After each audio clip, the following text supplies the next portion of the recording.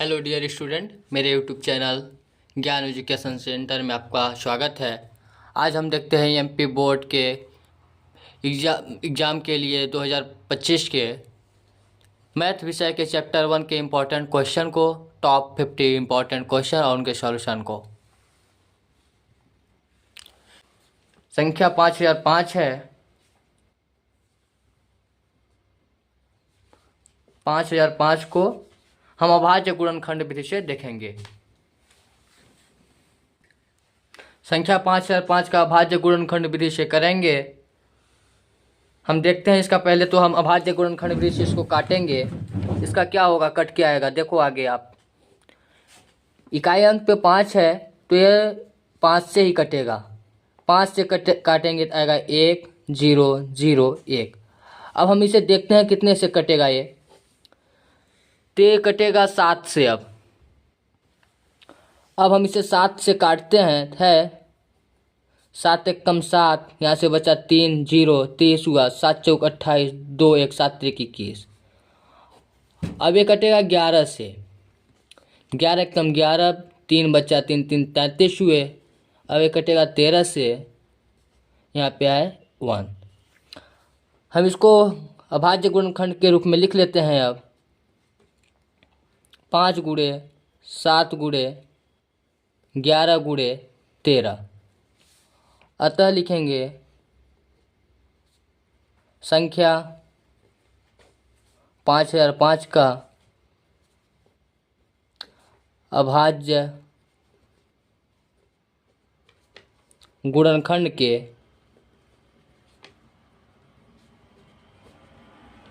गुणनफल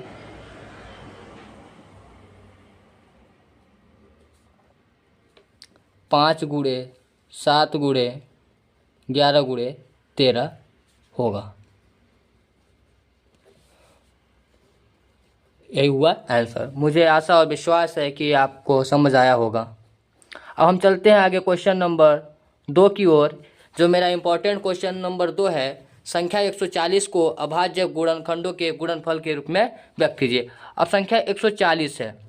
हम 140 को देखते हैं, इसका अभाज्य गुणनखंड काटते हैं तो इकाई अंक 0 है तो 2 से कटेगा। 2 से काटेंगे 7 दूना 14 0 उतरा। फिर 2 से काटेंगे तो ये कटेगा 35 आ जाएगा। फिर 5 से काटेंगे तो कटेगा 7 आ जाएगा। फिर 7 से काटेंगे आ जाएगा 1। अब हम इसको लिख लेते हैं। अब इसको हम लिख लेते हैं अभाज्य गुणनखंड के रूप में 2 गुणे 2 गुणे 5 गुणे 7। अब यहाँ पे देखिए 2 2 बार है तो 2 2 बार है तो इसका घातांक के रूप में लिखेंगे 2 की घात 2 गुणे 5 गुणे 7 होगा। अतः लिख लेंगे संख्या 140 का अभाज्य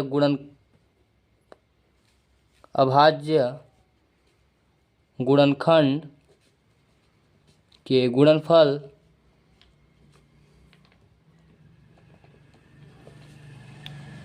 2 की घात 2 गुणे 5 गुणे 7 होगा आंसर। अब हम आगे क्वेश्चन नंबर 3 की ओर चलते हैं।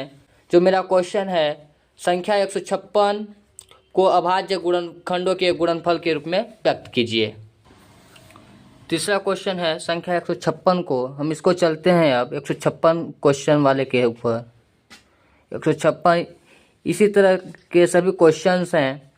इसको हम देखते हैं। 6 इकाई अंक है तो ये कटेगा 2 से, आ जाएगा 7 दूना 14 1 बच्चा 6 16 हुआ तो 8 दूना 16। फिर 2 से कटेगा तो आ जाएगा 3 दूना 6 1 8 18 हुआ तो आ जाएगा 39। अभी फिर 3 से कटेगा तो आ जाएगा 13। फिर 13 से ही कटेगा क्योंकि 13 एक अभाज्य संख्या है। हम इसको लिखते हैं यहाँ पे 156 का क्या है, 2 गुणे 2 गुणे 3 गुणे 13। 2 2 बार है, इसको हम घात के रूप में लिख लेते हैं। 2 की घात 2 गुणे 3 गुणे 13। अतः लिखेंगे संख्या 156 को अभाज्य गुणनखंड के गुणनफल के रूप में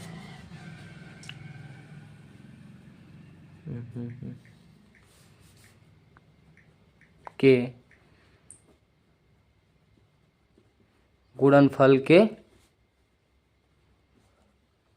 रूप में 2 की घाते 2 गुणे 3 गुणे 13 होगा, आंसर है।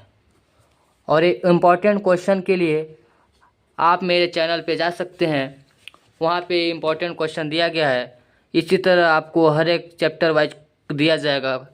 आगे क्वेश्चन नंबर 4 है, संख्या 26 और 91 के युग्मों के एचसीएफ और एलसीएम ज्ञात करना। संख्या 26 और 91 के एचसीएफ और एलसीएम ज्ञात। अब देखिए एचसीएफ होता क्या है। एचसीएफ का पूरा नाम है हाईएस्ट कॉमन फैक्टर और एलसीएम का पूरा नाम है लोवेस्ट कॉमन मल्टीपल। मतलब महत्तम समापवर्तक और लघुत्तम समापवर्तक ये 2 युग्मकों से हैं। इनको हम देखते हैं, पहले दोनों का अलग अलग अभाज्य गुणनखंड करेंगे, इसके बाद हम इसको एचसीएफ और एलसीएम निकालेंगे। 26 कटेगा 2 से आ जाएगा 13, 13 अभाज्य संख्या है, कट ये 13 से कटा 13 आ गया 1। अब 91 करेंगे, ये 7 से कटेगा 13 सत्ते 91 होता है, 13 से कट गया आ गया 1। अब हम 26 को और 91 को अलग अलग रूपों में लिख लेंगे। 26 का होगा 2 गुणे 13 और 91 का होगा 7 गुणे 13। अब देखिए हमें एचसीएफ लिखना है और एलसीएम। एचसीएफ में क्या है, कॉमन है।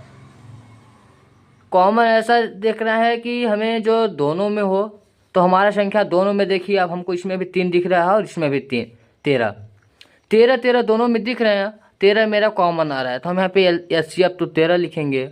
और एलसीएम होता है इसमें से सभी का गुणनखंड हो, जो ज़्यादा बार आए उसका गुणनखंड। जैसे 2 एक ही बार है, 2 एक बार, 13 एक बार है 1 बार, 7 एक बार है 7 एक बार। 13 तो देख के आप कुल तो मिलाएंगे, देखिए 13 2 बार है, लेकिन हमें 2 बार नहीं चलना है, क्योंकि हमें सर्वाधिक बार देखना है जो ज़्यादा बार हो। तो या तो हम 26 में देखें या तो 91 में देखें, दोनों में 13 एक बार है, इसलिए मैं एक ही बार लूँगा। इस तरह मेरा हो गया 13 दूना 26 गुणे 7। अब 26 का गुणा 7 से किए तो हो जाएगा 7 छक 42, 2 हासिल 4, 7 दूना 14, 4 16, 162। एलसीएम कितना आया 162। अतः लिखेंगे हम 26 और 91 का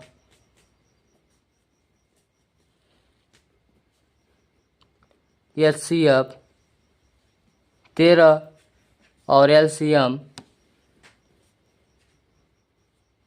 162 है। यही मेरा आंसर है।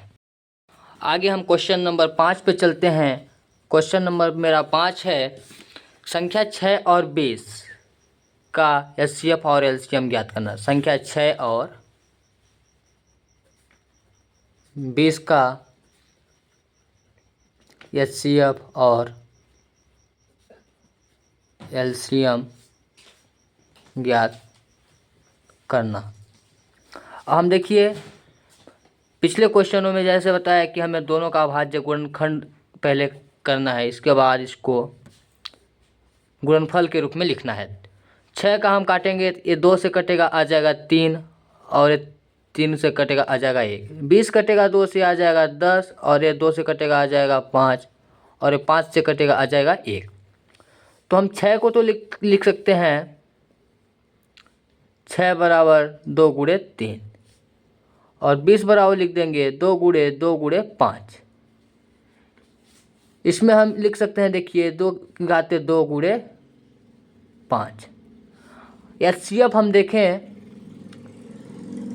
एचसीएफ हमारा जो दोनों में होगा, तो हमारा 2 इसमें 1 है और इसमें 2 है, तो 1 1 दोनों कॉमन में आएगा, तो मेरा 2 एचसीएफ हो जाएगा। और एलसीएम मेरा होगा, देखिए 2 कितने बार है, 2 अधिकतम 2 बार है, अधिकतम 2 बार लिखेंगे, गुणे 3 गुणे 5। तो 2 की घाते का स्क्वायर, 2 की स्क्वायर होता है 4 और 3 पचे 15। 4 का 15 से गुणा करेंगे, 15 चौको 60 हुआ। अतः लिखेंगे HCF बराबर 2 तथा LCM बराबर 60 आंसर।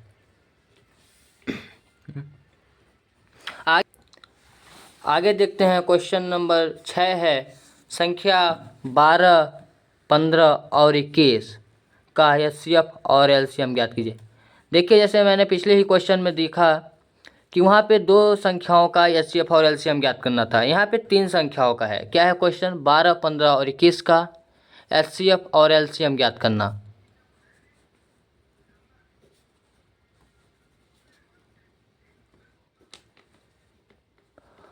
हम इसको अलग अलग से काटेंगे अभाज्य गुणनखंड विधि से। 12 का करेंगे, 15 का करेंगे और 21 का करेंगे। 12 2 से कटेगा, आ जाएगा 6, और ये 2 से कटेगा, आ जाएगा 3, 3 से कटेगा, आ जाएगा 1। 15 3 से कटेगा, आ जाएगा 5, और ये 5 से कटेगा, आ जाएगा 1। 21 3 से कटेगा, आ जाएगा 7, और ये 7 से कटेगा, आ जाएगा 1। तो हम इनको अलग अलग गुणनफल के रूप में लिखते हैं। 12 का लिखेंगे 2 गुणे 2 गुणे 3, इसको लिख सकते हैं 2 की घात 2 गुणे 3। 15 का लिखेंगे 3 गुणे 5, और 21 का लिखेंगे 3 गुणे 7। अब हमें इसमें देखना है HCF और LCM। देखिए, हमारा HCF क्या होता है और LCM क्या होता है। HCF में अभी जैसे ही बताया मैंने कि जो सभी में हो, सभी में देखिए मेरा इसमें 2 है, 12 में 2 है, लेकिन 15 में और 21 में 2 नहीं है। 12 में 3 है, 15 में भी 3 है और 21 में भी 3 है, तो 3 तो तीनों में आ रहा है, तो 3 होगा ही। अब देखिए, 15 में 5 है और 21 में 7 है, लेकिन ये कॉमन किसी में नहीं, तो HCF तो मेरा 3 ही होगा। आगे हम देखते हैं LCM। जैसा कि मैंने बताया कि LCM में अधिकतम घातांक वाला देखना है, अधिकतम घात वाला जो ज़्यादा बार हो। ज़्यादा बार मेरा देखिए 12 में 2 बार 2 है, 2 की बार 2। 3 देखिए सब में एक एक बार है, 3 हो जाएगा एक बार 5 हो जाएगा, एक बार 7 हो जाएगा। तो 2 की स्क्वायर 4 होता है, गुणे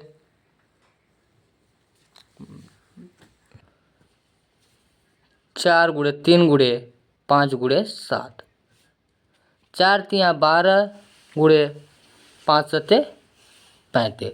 और देखिए 12 का हम 35 से गुणा करते हैं, 12 पंचे 60, शून्य हासिल 6 आएगा, 12 तिया 36, 6 42, 420 हुआ। अतः लिखेंगे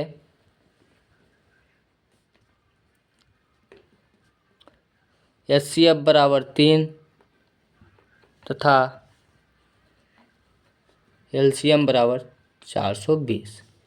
यही मेरा आंसर है। अब हम चलते हैं क्वेश्चन नंबर 7 की ओर। मेरा क्वेश्चन नंबर 7 है, 17, 23 और 29 का HCF और LCM ज्ञात कीजिए। 17, 23 और 29 का HCF और LCM ज्ञात कीजिए। हम इसको अलग अलग बार अभाज्य गुणनखंड से व्यक्त करेंगे। 17, 23, 29। देखिए 17, 23, 29 से तीनों अभाज्य संख्या हैं, तो ये तो स्वयं से कटेंगे, या तो 1 से, तो 17 से काट दिया जाएगा 1, इसको 23 से काट दिया आ जाएगा 1, और इसको 29 से काट दिया आ जाएगा 1। हम देखिए लिखेंगे 17 बराबर 17, 23 बराबर 23, 29 बराबर 29। ऐसा इसलिए आप ये ना सोचिएगा कि 17 का है तो 17 बराबर लिख दिए, 23 का है तो 23, 29 का है तो 29। देखिए यहाँ पे 17 जो अभाज्य गुणनखंड से कटा है, 17 से ही कटा है, 23 23 से ही कटा है, 29 29 से ही। अब देखिए हमें HCF ज्ञात करना है। अब HCF में आपको मैंने बताया ही है कि HCF में मुझे कॉमन देखना है, उभयनिष्ठ जो हो, तीनों में मिल जाए और तीनों में कोई मिलने वाला ना हो। तो हम अभाज्य गुणनखंड का काटते हैं तो किसी भी संख्या में जो भाज्य हो या फिर अभाज्य हो, उसमें गुणा 1 कर सकते हैं सब में। अब देखिए सब में 1 मिल रहा है, तो इसका HCF 1 होगा। अब हम आगे चलते हैं, देखते हैं एलसीएम मेरा क्या होगा।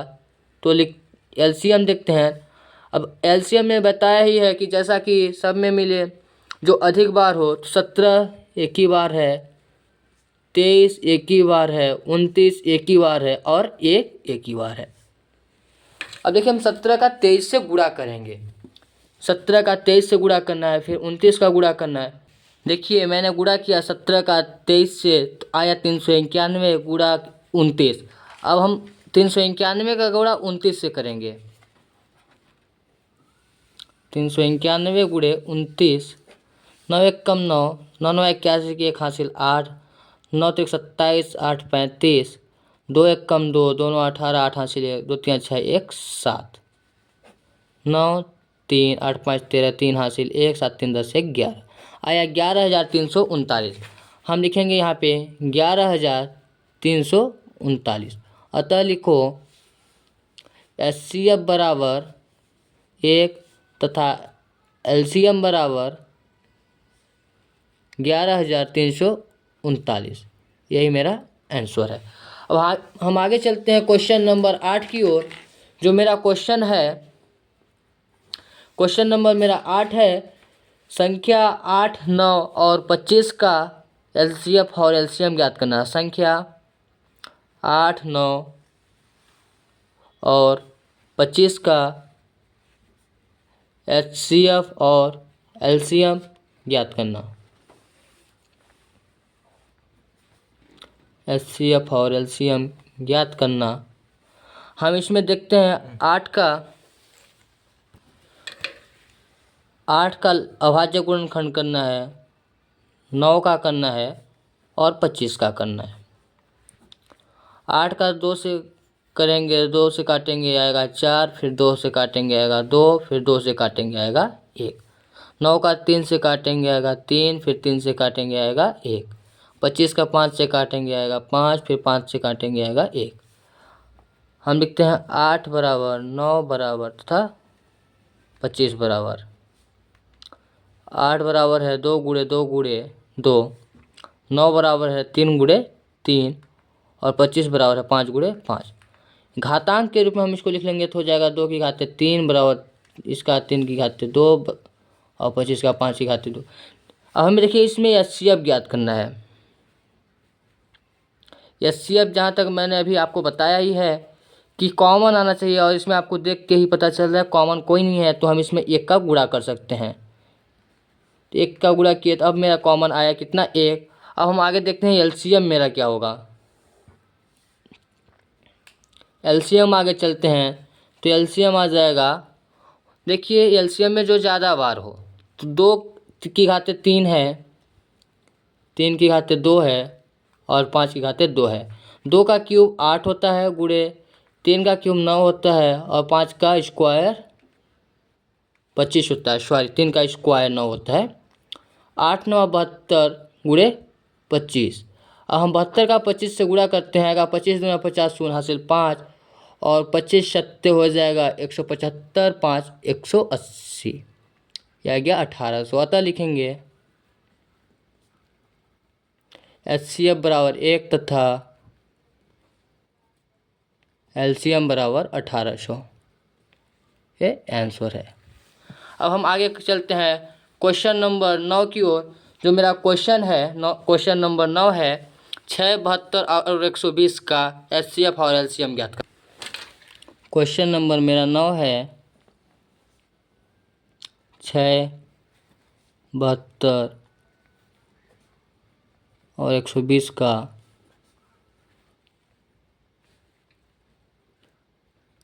एचसीएफ और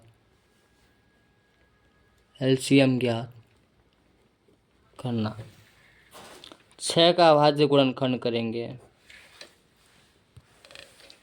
तथा 72 का अभाज्य गुणनखंड और 120 का।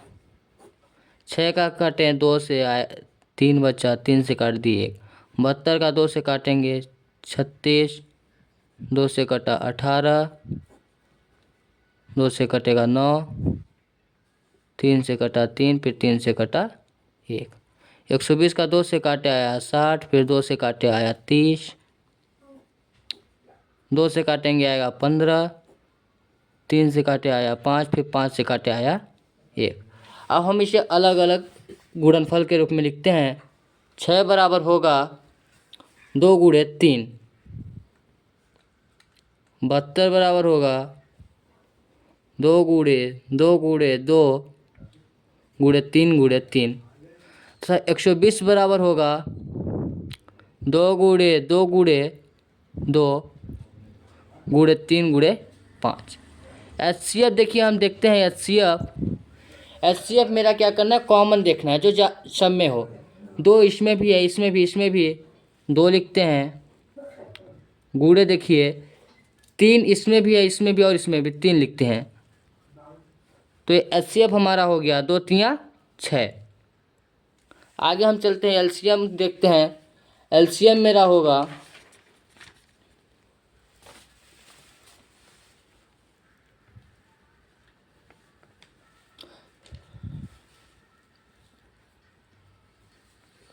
देखिए, हमें देखना है जो ज़्यादा बार हो घातांक के रूप में।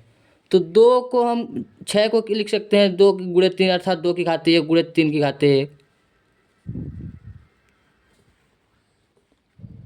72 में 2 देखो 1 2 3 बार है, 2 की घात 3 गुणे 3 की घात 2। और 120 में 2 3 बार है, 3 एक बार, 5 एक बार। हम इसको देखो लिखते हैं तो 2 की घात ज़्यादा है 3 बार, 3 2 बार है, तो हम इसमें लिखेंगे 2 की घात 3 गुणे 3 की घात 2 गुणे 5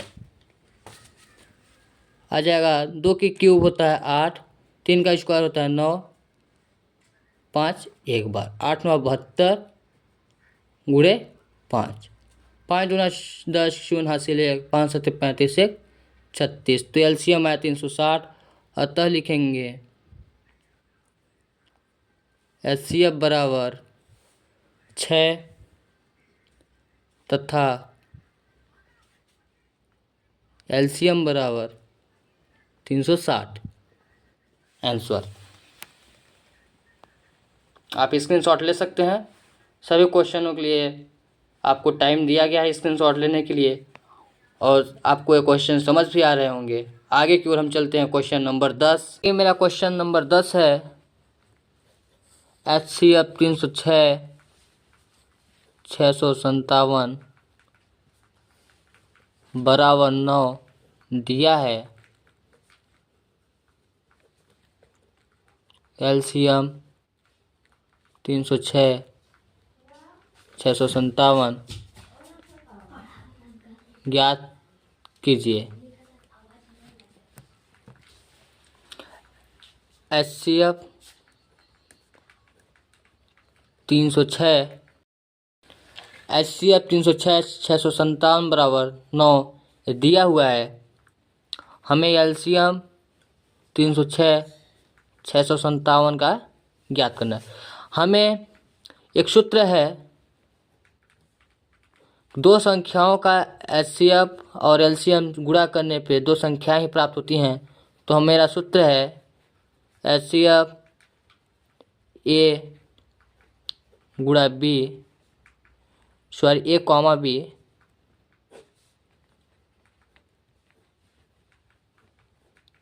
तथा गुणा LCM का हम A B लेते हैं तो मेरा A और B के बराबर होगा।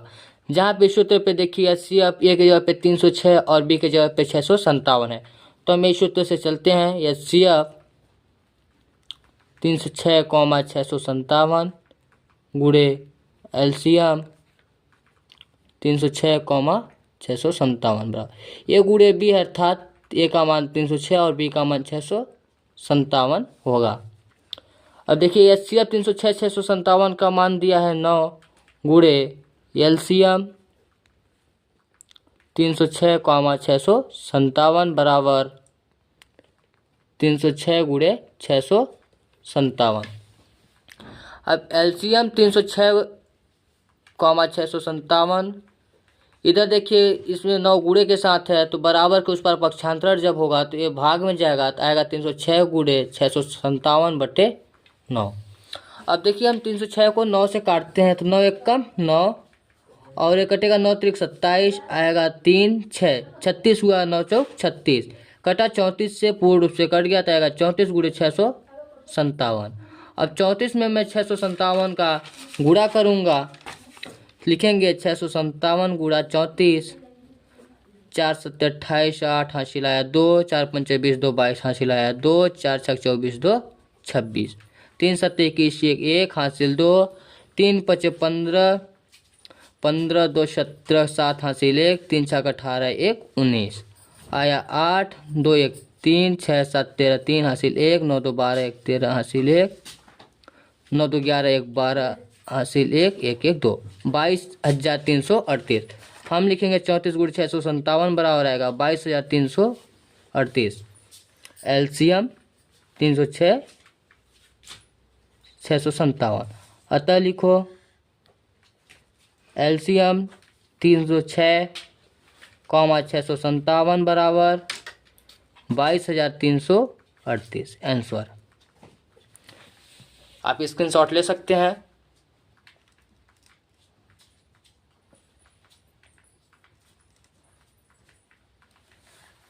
क्वेश्चन नंबर 11 है हमारा, सिद्ध कीजिए कि √5 एक अपरिमेय संख्या है। सिद्ध कीजिए कि √5 एक अपरिमेय संख्या।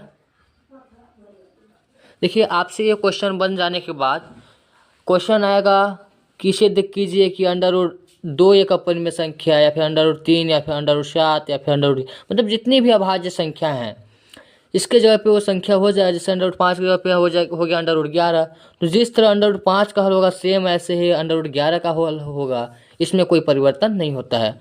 हम इसको लेके चलते हैं, माना एक मानते हैं, जैसे मैंने माना अपरिमेय है तो मैं इसका विलोम लेके चलता हूँ तो परिमेय मानते हैं, और अंतिम में विरोधाभास आने के बाद हम इसे अपरिमेय लिखते हैं। तो हम चलेंगे, माना √5 एक परिमेय संख्या है। माना √5 एक परिमेय संख्या है और परिमेय संख्या P/Q के रूप में होता है, तो हम लिखेंगे √5 बराबर P/Q। Q भाग में है, इधर आएगा तो गुणा होगा 5Q बराबर हुआ P। अब हम इसे दोनों पक्षों में वर्ग करेंगे, लिखेंगे दोनों पक्षों में वर्ग करने पर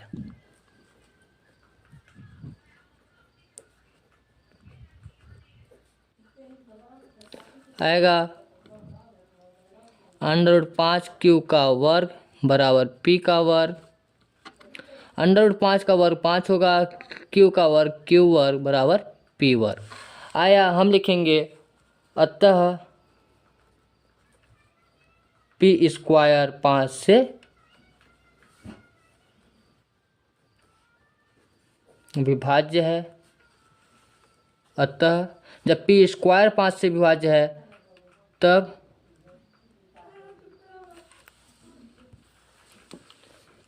P भी 5 से विभाज्य होगा।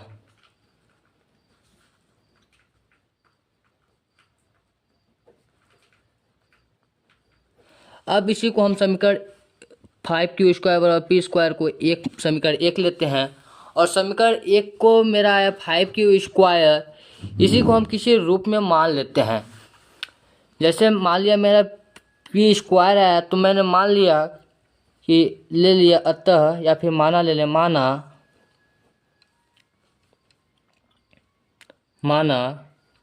P बराबर 5R। अब हम इसे लेके चलते हैं जहाँ लिख ले R एक पूर्णांक है।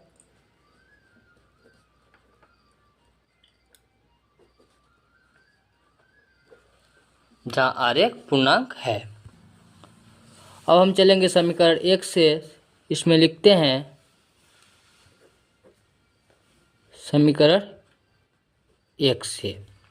समीकरण 1 देखिए मेरा क्या है, 5Q² बराबर P² है, लेकिन अब P का मान यहाँ दिया है 5R। तो हम पहले तो समीकरण 1 लिख लिए, क्या है P² बराबर 5Q², और यहाँ मैंने माना क्या है P बराबर 5R माना है, तो p के जगह पे 5r मान रखा मैंने, 5r, p का स्क्वायर किया 5q स्क्वायर, 5 का स्क्वायर 25, r का स्क्वायर r स्क्वायर बराबर 5q स्क्वायर। 5 q के गुणा में है, पक्षांतर होके इधर भाग में आएगा, 25r स्क्वायर बटे 5 बराबर q स्क्वायर।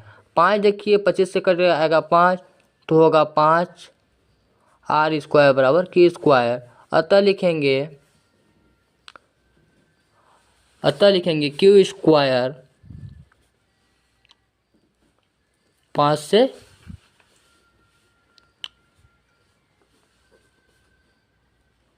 विभाज्य है। जब q स्क्वायर 5 से विभाज्य है तो p भी जो q है, q 5 से विभाज्य होगा। जब किसी संख्या का वर्ग 5 से विभाज्य है तो संख्या भी 5 से विभाज्य ही होगी। हमें ए आ गया। और हमें देखिए यहाँ से मिला क्या, उभयनिष्ठ गुणनखंड मेरा p और q का दोनों का उभयनिष्ठ गुणनखंड क्या है, 5 है। इसलिए मैंने लिखा, इसलिए p और q में कम से कम एक उभयनिष्ठ गुणनखंड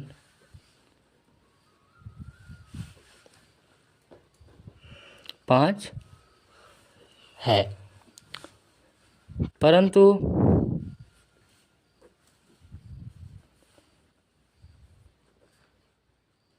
इस तथ्य का विरोधाभास है कि a और b दो सब अभाज्य पूर्णांक हैं।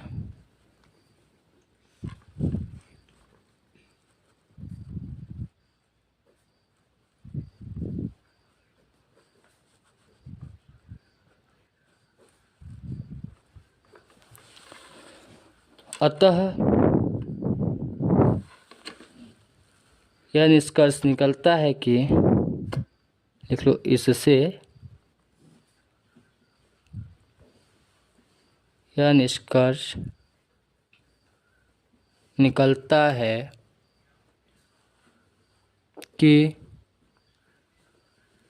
√5 एक अपरिमेय संख्या है। हमें यही सिद्ध करना था और ये सिद्ध हो गया। आपको ये समझ भी आ गया होगा। समझ ना आया हो तो आप बैक करके पुनः देख लीजिएगा। आप इसका स्क्रीनशॉट ले लीजिए।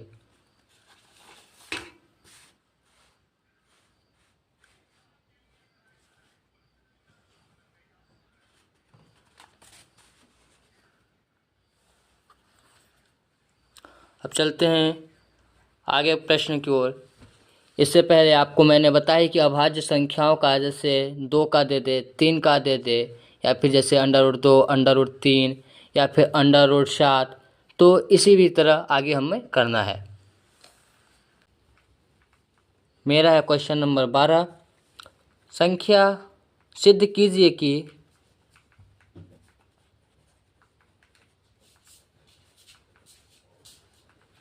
3 + 2 √5 एक अपरिमेय संख्या है।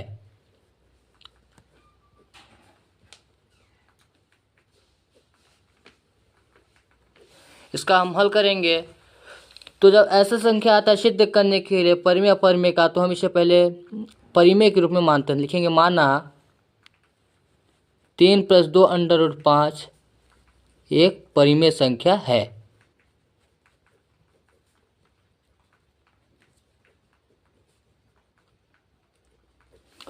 तब जब ये परिमेय संख्या है तो p/q के रूप में होगा, तो हम लिखेंगे बराबर p/q, जहाँ p व q पूर्णांक हैं।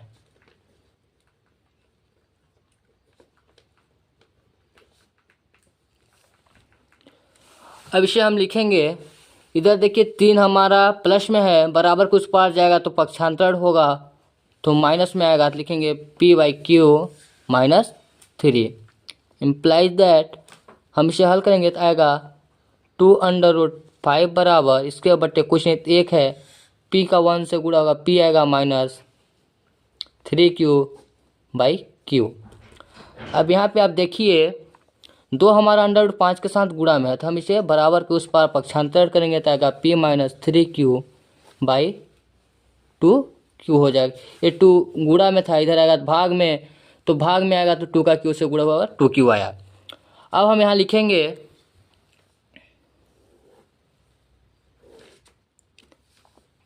चूँकि p -3q/2q एक परिमेय संख्या है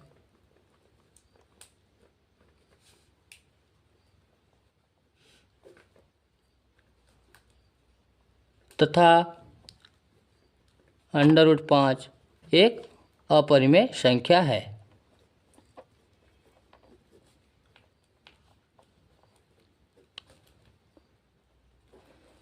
परंतु इस तथ्य का विरोधाभास होता है,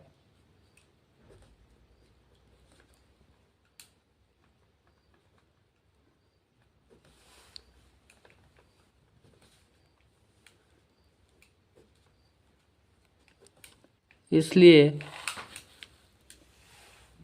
3 + 2√5 एक अपरिमेय संख्या है।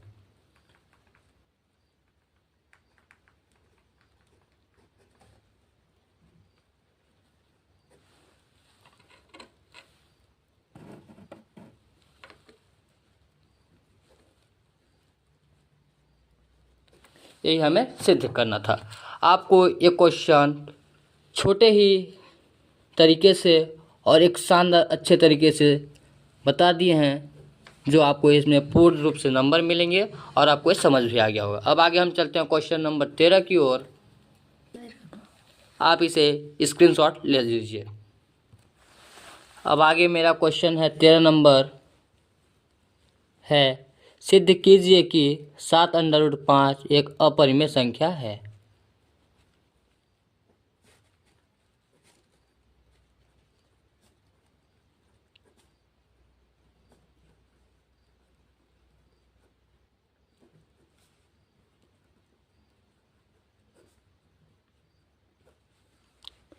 हम इसे लिखेंगे, माना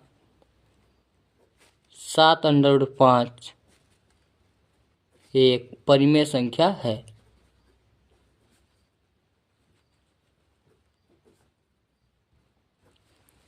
होगा 7√5 बराबर p/q, जहाँ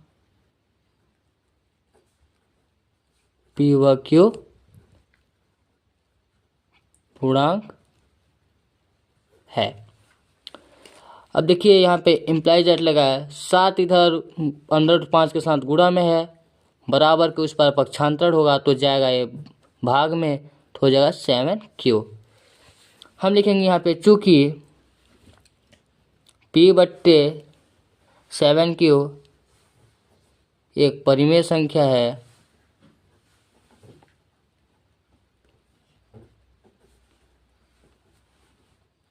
तथा √5 एक अपरिमेय संख्या है,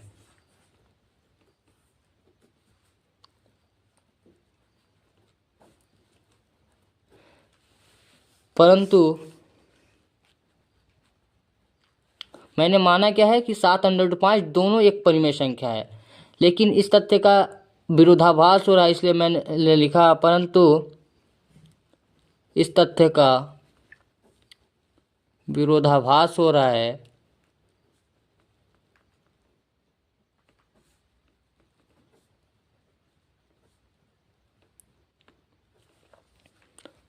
इसलिए 7/5 एक अपरिमेय संख्या है।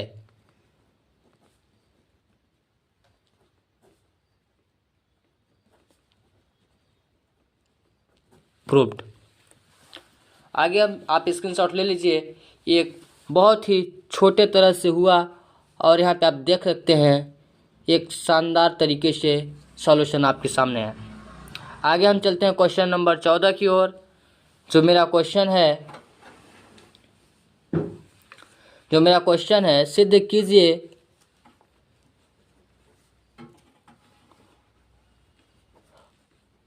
अब देखने के बाद लग रहा है कि टॉप 15 जो क्वेश्चन है आप इसको बड़े ही आसानी से कर सकते हैं। सिद्ध कीजिए कि 3√2 एक अपरिमेय संख्या है।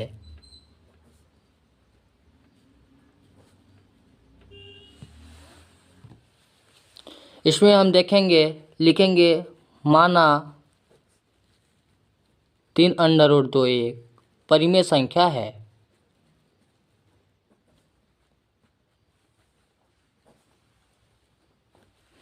तो 3√2 बराबर होगा p/q, जहाँ p व q पूर्णांक है। अब देखिए यहाँ पे आप देख सकते हैं 3√2 के साथ गुणा में है तो बराबर को उस पर जाएगा, पक्षांतर होगा, आएगा 3q। हम लिखेंगे चूँकि p/3q एक परिमेय संख्या है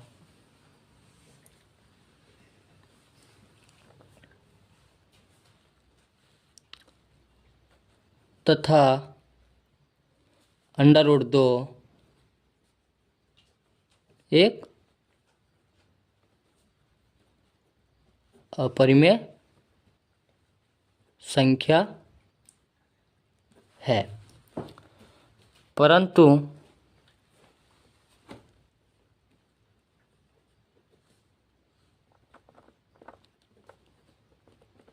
इस तथ्य का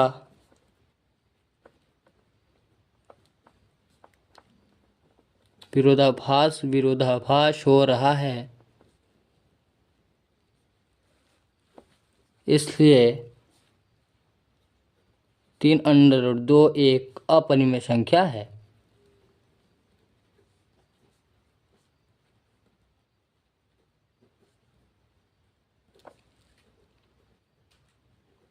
प्रूफ आप इसका स्क्रीनशॉट ले लीजिए। प्रिय विद्यार्थियों, यदि आपको समझ आ रहा हो ये क्वेश्चन और ये सॉल्यूशन तो आप मेरे YouTube चैनल को सब्सक्राइब करें, लाइक करें और अपना एक प्यारा से कमेंट दें। और जहाँ पे आपको समझ ना आ रहा हो आप मुझे कमेंट में बता सकते हैं, मैं उसको एक अच्छे तरीके से आपको पुनः नए वीडियो में समझा दूँगा। और इसी तरह हमारे YouTube चैनल पे आपको प्रतिदिन बोर्ड एग्ज़ाम के लिए नए नए क्वेश्चंस मिलेंगे और वो एग्ज़ाम के तहत महत्वपूर्ण होंगे। आगे हम चलते हैं। क्वेश्चन नंबर 15 है। क्वेश्चन नंबर 15 है, सिद्ध कीजिए कि 5 - √3 एक अपरिमेय संख्या है। क्या क्वेश्चन है? सिद्ध कीजिए कि 5 - √3 एक अपरिमेय संख्या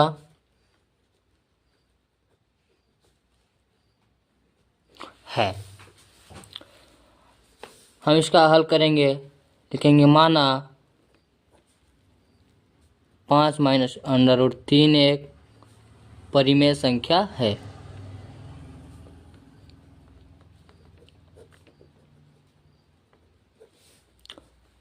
तो होगा 5 - √3 बराबर p/q,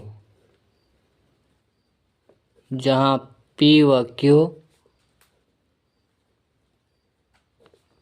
पूर्णांक हैं।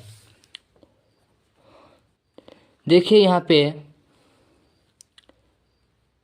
5 इधर -√3 है तो हम इसको उस तरफ पक्षांतर करते हैं, क्योंकि यहाँ पे हम यदि 5 को पक्षांतर करेंगे तो इधर -5 जाएगा, लेकिन इधर -√3 रहेगा, फिर हमें बाद में माइनस को पक्षांतर करना पड़ेगा। इसलिए हमें -√3 को पक्षांतर न करना पड़े, ताकि हम इधर इसको √3 को पक्षांतर करके p/q को 5 के तरफ पक्षांतरित करें तो इधर पी बाई क्यू प्लस में है, इधर आएगा तो माइनस में पी बाई क्यू बराबर होगा, इधर -√3 है, पक्षांतरण में हुआ प्लस √3। अब आप यहाँ देखिए 5 के बटे कुछ नहीं तो 1 है, क्यू का गुणा 5 से होगा तो 5 क्यू माइनस पी का गुणा 1 से होगा पी बटे क्यू एक कम क्यू बराबर √3। यहीं तक हमें देखिए करना कहाँ तक है, ये इस तरह हमें अंडर रूट में एक मान को लाना है। आ जाने के बाद हम लिख देंगे चूँकि 5Q माइनस पी बटे क्यू एक परिमेय संख्या है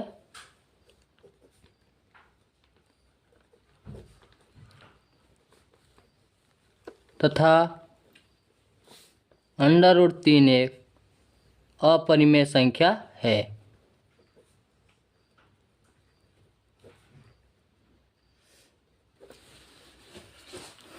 परंतु इस तथ्य का विरोधाभास हो रहा है।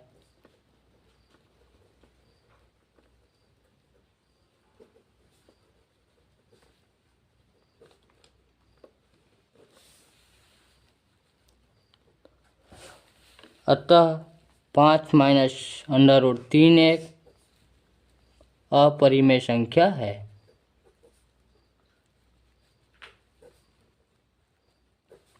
यही हमें सिद्ध करना था और ये सिद्ध हो गया, प्रूव्ड।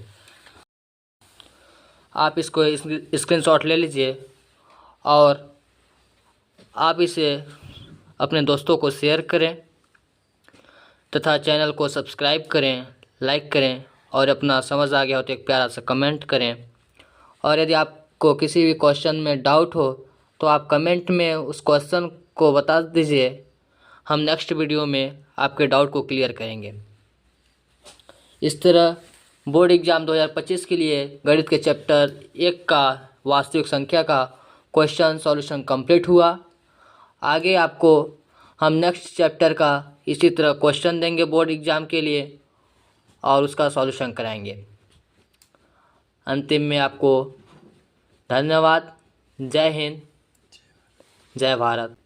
पढ़े वहीं जहाँ समझ आए, जहाँ जुनून है सफलता पाने की, ज्ञान एजुकेशन सेंटर। धन्यवाद।